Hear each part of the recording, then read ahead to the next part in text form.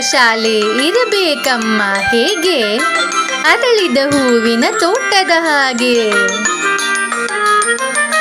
Baby baby ಮಕ್ಕಳ ಬರಹ ಇರಬೇಕಮ್ಮ ಹೇಗೆ, ಬೆಳಗುವ ದೀಪದ ಸಾಲಿನ ಹಾಗೆ.